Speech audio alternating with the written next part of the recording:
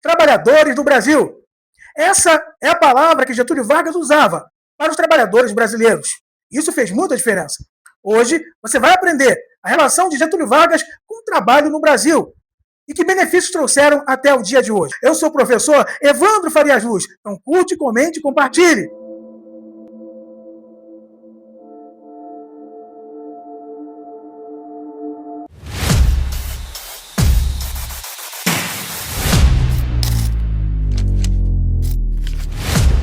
Trabalhadores do Brasil. Quando Getúlio Vargas começava assim, não era apenas retórica. Era uma mensagem direta para milhões de brasileiros que até poucos anos antes não tinha praticamente nenhum direito. Agora, olha esse contraste. Antes de 1930, era comum trabalhar mais de 12 horas por dia. Não existia férias remuneradas. Não existia salário mínimo. Não existia justiça do trabalho. E em pouco mais de uma década, tudo isso começa a mudar. Nesse vídeo, você vai entender com dados e fatos como o Brasil saiu de um trabalho sem lei para um sistema estruturado que existe até hoje. Vamos imaginar um trabalhador em 1925. Ele acorda cedo, entra na fábrica, não sabe que horas vai sair. 10 horas, 12 horas, 14 horas, depende do patrão. Não existe limite legal. No início do século XX, a maioria dos trabalhadores urbanos não tinha contrato formal. Greves eram reprimidas com força policial. Não havia padrão salarial. Em cidades como São Paulo e Rio de Janeiro, o crescimento industrial era rápido, mas sem proteção social. A industrialização avançava, mas o direito não acompanhava.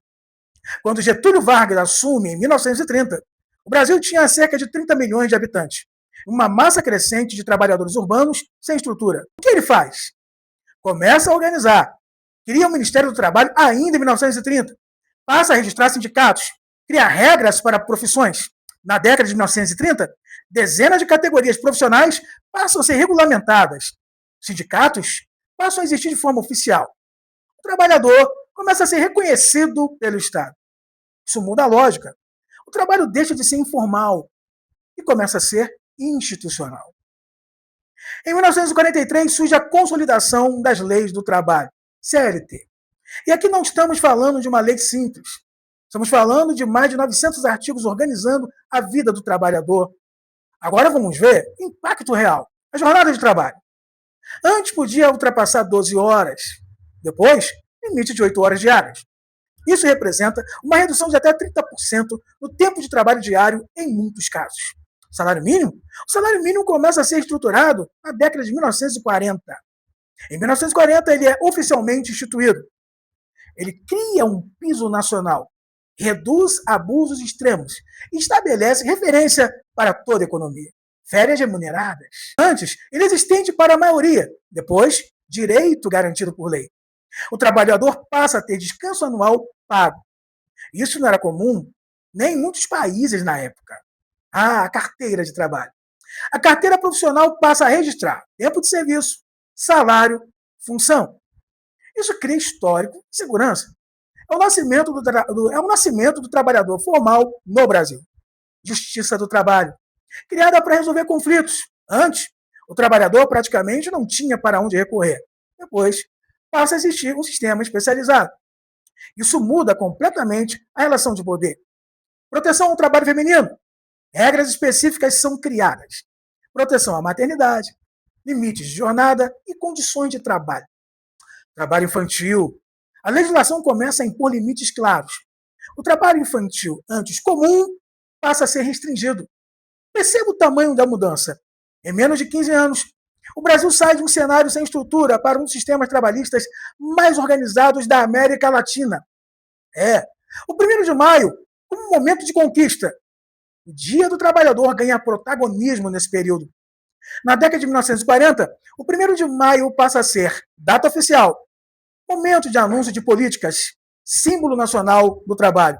Grandes eventos eram realizados, discursos eram transmitidos, milhares de trabalhadores participavam. O dia deixa de ser apenas histórico e passa a ser ativo, vivo, político e social. Vamos ver o impacto direto na vida do brasileiro. Vamos traduzir isso em vida real. Um trabalhador antes de 1930 trabalhava mais, ganhava menos, não tinha segurança. Depois das reformas, tem jornada definida, tem salário mínimo, tem direito a descanso, tem registro formal. Isso gera mais estabilidade, mais previsibilidade, mais dignidade. Isso impacta toda a economia. Existe um ponto que precisa ser entendido com clareza. Os direitos trabalhistas no Brasil não surgiram naturalmente. Eles foram construídos, organizados, institucionalizados. E esse processo tem um nome central: Getúlio Vargas. Hoje, quando alguém fala em férias, salário mínimo ou jornada de trabalho, está falando de uma transformação que começou lá atrás e que continua influenciando o Brasil até hoje. Gostou desse vídeo? Então você dá o seu like, você curte, comenta, compartilha. E eu quero terminar esse vídeo falando para você o seguinte: muita gente recente, estão aprendendo história agora, falam muito mal de Getúlio Vargas. Mas eu queria fazer uma pergunta para você: por que ninguém fez melhor antes dele? Tá aí, ó. Todos os direitos ao trabalhador estão aí até hoje. Por que não mudaram antes de Getúlio? Por que falam tão mal dele? E por que impacta o Brasil até hoje? CLT, onde você vai trabalhar, a maioria das grandes empresas do Brasil trabalham pela consolidação das leis do trabalho. Foi um prazer estar com você. Até mais!